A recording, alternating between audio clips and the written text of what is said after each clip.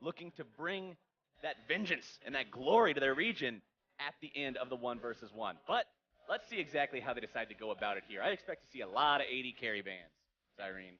And it looks like not a lot of communication so far, but the Draven ban is interesting because PraY is known for having a bad Draven. The Praven nickname is not a positive one. It's a bad one where he wasn't able to actually perform on it consistently. So, banning it out. The Misfortune and the Syndra from PraY. Kalista, the final ban from Uzi. PraY, what's it going to be? What do you got tucked away here? It's interesting too because they're both 80 carries. So when you ban an 80 carry away, you might be taking away from your pool too. Lucian. All right. So 1, 2, 3, 4, 5 80 carries and an Azir. Now let's see what they lock in. Still plenty of stuff left up on the table. Plenty of stuff we've seen so far this tournament, and of course, plenty of stuff we haven't. PraY, thinking about Varus. I like how PraY's still smiling even though it's like no communication, no nothing. He's just happy to be here, man. The dude is positive energy. Yeah. I like that. Figure out what he wants to lock in here. And this is that first move that you make, because if you end up winning and you go in the best of 3 to the next one, you might pull a ban on whatever you won with, and nice. Mirror match, mirror match, mirror match, mirror match, mirror match. Do it, Uzi. Do it, Uzi. I don't know. Oh, okay. It still ought to be fun. It still ought to be fun. They both thought about the Varus though. They both had that thought. Well, we've got the Varus into the Zoe. We saw Bjergsen versus Jisoo. Zoe can be very effective, especially against champions without any mobility. Technically, Varus has even less mobility than Draven because he doesn't have a speed up that he can use on himself. So I want to see if Uzi can manage to outplay this Zoe situation. I feel like the Zoe is so powerful, though. We talk about 1v1s in mid lane. Something that happened during Zoe playtests, just internally, was people would take Unsealed Spellbook, the keystone, the rune that lets you change out your summoner spells, and they started Exhaust Ignite, and they would Exhaust Ignite level 2 or 3 with Spell Thief, and all in the other mid laner, and the mid laner would flash away, they pick up their flash and flash after him, and it almost resulted in first blood every time. It was ridiculous, but then it kind of, people were like, okay, let's make it so it bounces a little bit, you gotta go pick it up, but it still was like, okay, there's other things that are really powerful. He's not running that here, but he is going to be able to pick up things like Exhaust, and there's no flash away that could possibly happen here for Uzi because he has the Exhaust and Barrier. Right. You think about ways that you can deal with a surprise Trouble Bubble or something like that on Summoner's Rift. Everybody takes Flash all the time, always, so you can still try to evade some of those, even if the sleep's about to wear off. You can flash out of the way of the missile, but not here. Flash, not that combat Summoner spell that people are favoring.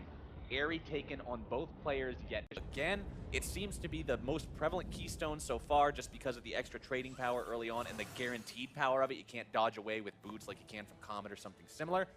Longsword 3 pots for Uzi. Wants to have that extra regeneration compared to the Doran's Blade with 1 potion start that we saw in the previous 1v1. Same start that Bjergsen took over there for PraY. He's got your Doran's Ring plus 2 potions. All right. It always throws me for a loop a little bit too, looking at the top and seeing the gold 0.5k to 0.5k, considering it's never that low on Summoner's Rift. Yeah, it's very low, but checking out the keystones and the runes right now, both of them have Second Wind, and then Iron Skin and Mirror Shell, of course, PraY is going to have the Iron Skin and Mirror Shell for Uzi, and then it's both of them Scorch, both of them Monoflow Ban, both of them Airy. Only difference is PraY has Celerity and Uzi has Absolute Focus. So when he's above that 70% HP threshold, he'll have a little bit more AD. Problem is, when you're at level 1 and you only have, I don't know, 500, 600 HP, falling below 70% means that you took 150 damage. Yeah. So you lose that pretty rapidly. And Uzi gonna hit level 2 first. And chunk PraY a little bit there, already below that half HP, and popped a potion, whereas Uzi, no potions just yet. He's still living the good life. PraY firing off the Paddle Star, only finds its way onto the cannon minion. Yeah, but every cooldown you use, it's so abusive that you can just walk up next and PraY. Uzi gonna hit level 3 Bubble soon, bubble. too. Right in the minion wave. Paddle Star not finding its mark. Melee Creep doing a good job on that one, being the hero. Yep, and Uzi gonna hit level 3 first as well and continue his pressure here. This may be this is weird because it feels like both of them are fishing for kills early, fishing for all that poke and harass. But this may be a CS game. You can already see Uzi up quite a bit. And Uzi got the health pack from PraY's side as well. That's so big. Every time you grab that health pack, it's like an extra potion.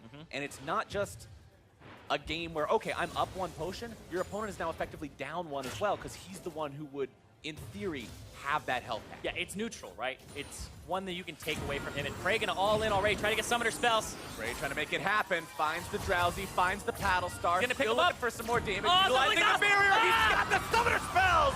He gets first blood! What were we talking about at the start? Zoe is bonkers! Bananas, baby! This champion has the power to all in you so early on because of how